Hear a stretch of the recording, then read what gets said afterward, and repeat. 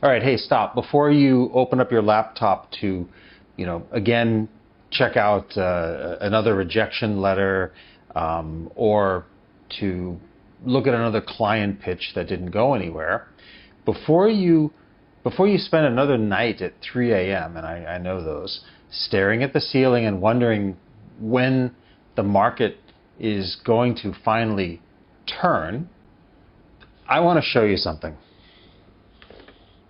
Something I found not long ago that made me stop dead in the middle of a warehouse and just stand there.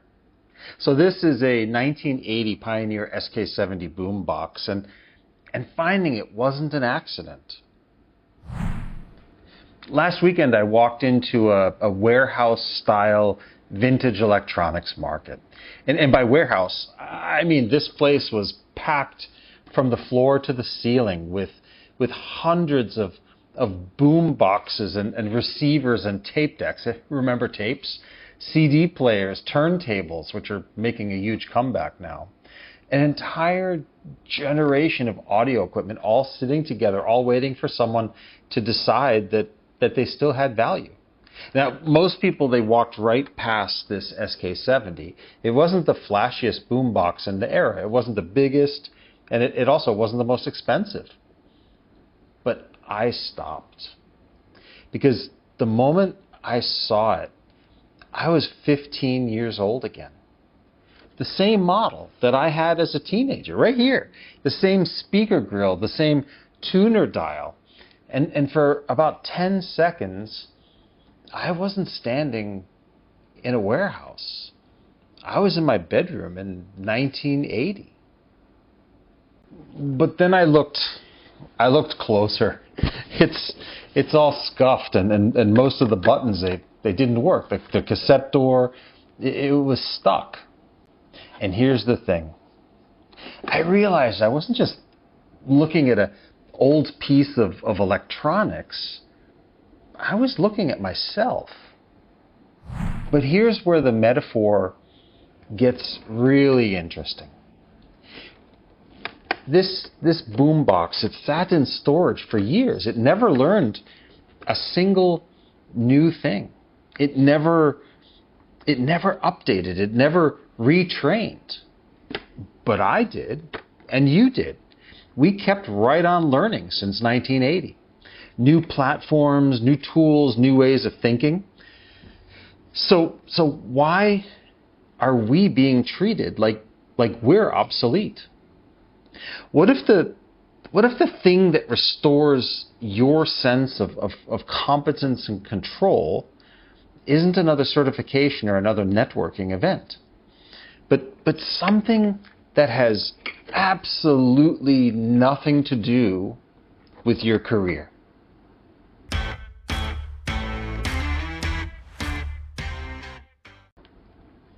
So let me be honest with you.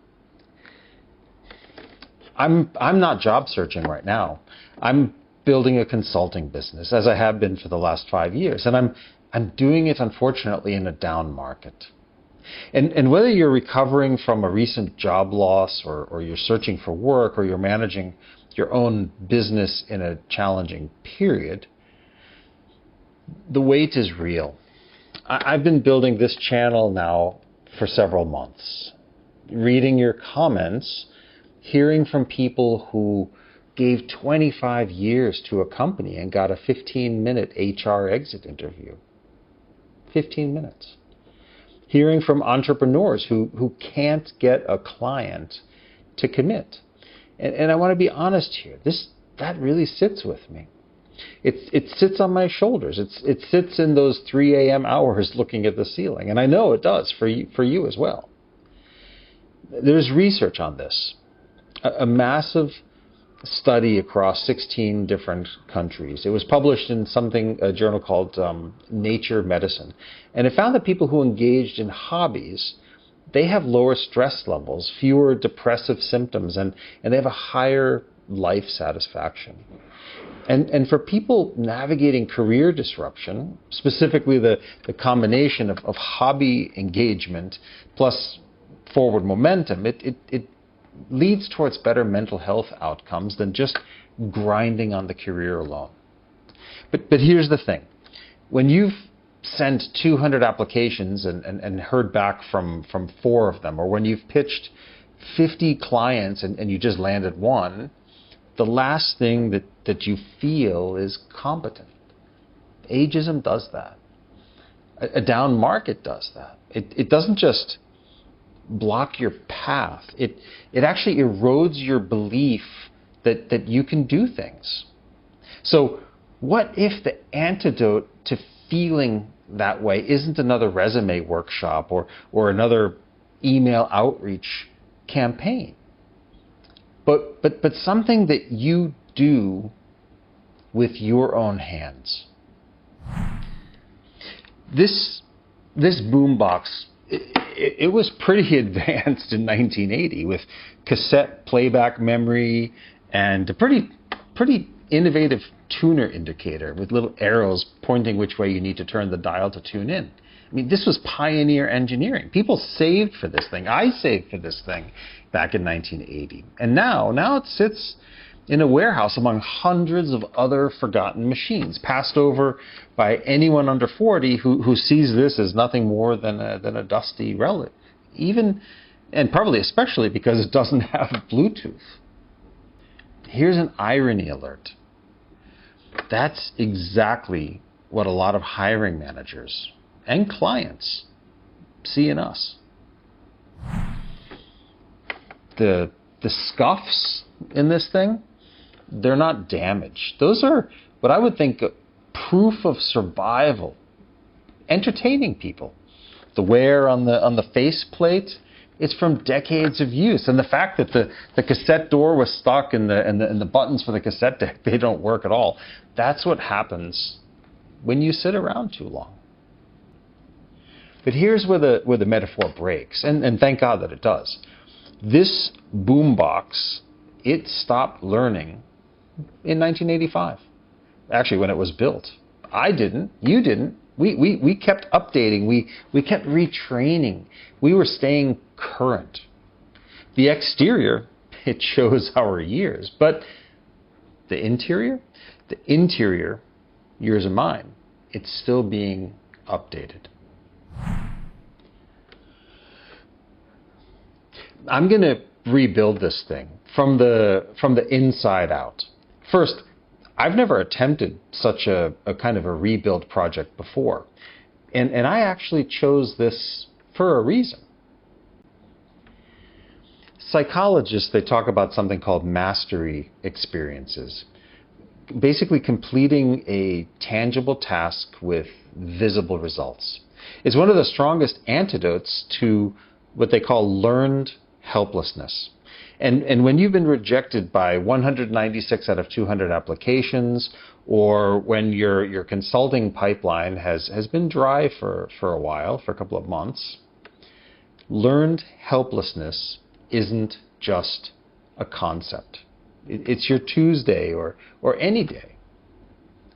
Restoration hobbies, specifically, fixing something, rebuilding something, making something work again that hasn't been working, they combine problem solving and fine motor skills and delayed gratification. They produce what researchers call flow state. Sounds kind of technical, actually. And the flow state has been shown to reduce rumination, that overthinking, that negative thinking, that spiral that career disruption sets on. And here's the thing that I didn't expect. When I'm working on this boombox, cleaning the surfaces, it looks much better now, or speccing out the different parts that I need, figuring out, which knob doesn't turn and which knob is actually missing, I'm not thinking about that consulting pitch and hearing back from it. I'm not thinking about ageism. I'm not thinking about the down market. I'm thinking about one thing: making this work. Because what if the most powerful thing you can do for your career, whether the job hunting or building your business, is to spend 3 hours a week not thinking about it at all. 4 phases. Phase 1. The first thing you do with any restoration, you don't start replacing parts right away. You clean, you assess it, you figure out what's actually broken versus what just needs a little bit of tender loving care. Sound familiar? How many of us have jumped straight to the I need a new career when what was really needed was just to clean up our positioning and to assess what we actually bring to the table. Phase 2. The original amplifier in this thing is weak, 30 watts overall. I mean, it was okay in the day. I'm replacing it with a completely modern Class D 100-watt amplifier for a cleaner signal and much better efficiency. And that matters. Because what have we been told? That we're losing power, that our best years are behind us. But here's the thing. Experience plus some new tools, that's not less power. That's more. Lots more power. Then there's phase 3. This is the upgrade, right? The upgrade that the original designers, they never imagined. A digital preamplifier and a Bluetooth board. This little board, this tiny little thing, this is going to let a 45-year-old boombox communicate with modern devices. It's the new brain. This is like the LinkedIn course or the AI certification or the CRM platform that you learned, that the 28-year-old hasn't even started jumping on yet. It's not about being born with Bluetooth. It's about being willing to install it.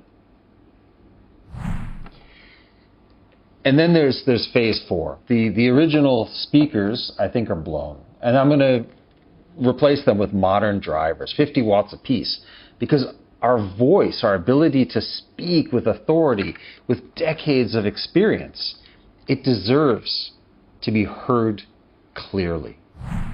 And I lied earlier. There are 5 phases, not 4. Everyone makes mistakes. The one thing I'm not doing, and it's the mistake, right? I'm not repainting it. I'm not going to hide the wear. The scuffs, the dings, those are going to stay. They're basically proof of survival, proof of having lived. The experience, it tells the truth. This machine lived.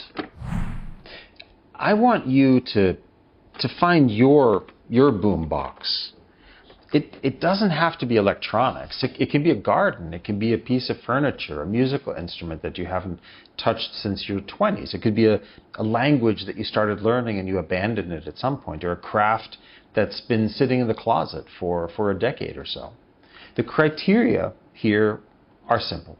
It's something physical, and it shows progress that you can see with your own eyes. And it has absolutely nothing to do with your resume or your applications or your consulting deck. The commitment is 1 hour, 3 times per week. That's only 4% of your waking hours. I think that's achievable. And here's what's going to happen. You're going to spend that hour restoring something, fixing something, making something work that didn't work. And at the end of that hour, you're going to look at what you did and you're going to think, I made that better. That feeling, that specific feeling of competence and control is the direct antidote to ageism and a tough market that we happen to be experiencing right now. I'm gonna document this restoration over the coming weeks and months. You're gonna watch this boombox is gonna transform. The new amplifier, the new preamp with Bluetooth, the new speakers, everything modern on the inside. Everything earned and achieved on the outside. And I want you to do yours right alongside me. Tag me, send me some images, post in the Discord, show me what you're restoring. Let's build a community of people who are proving with their hands, with tangible evidence that being vintage is not the same as being obsolete. Because here's the truth. This Boombox is teaching me. Youth runs fast, but age knows the terrain. And terrain knowledge, that's not about keeping up with every smallest trend. It's about knowing what's worth keeping, what needs upgrading, and most importantly, knowing that you still, right now, today, are completely capable of self-transformation. Your assignment this week, find one thing, one physical thing that you can restore or fix or build, something that has nothing to do with your job search or with your business that you're building. Comment below. I really want to know what you end up choosing. And in a future episode, we're going to open this thing up. You're going to see the inside of this boombox for the first time. I have no idea what I'm going to find. I haven't done it yet. It's kind of like building a consulting business at the beginning in a down market, right? You don't know what you're going to get, but we're going to figure it out together. And be sure to visit ageismsurvivalguide.com for lots of different resources. The Discord community is also there. The link is down in the description. And if this episode really helped you, please like it, subscribe, and share it with someone who might be sitting at their kitchen table right now wondering what comes next. This is our time to rise. Youth runs fast, but age knows the terrain. I'll see you next time.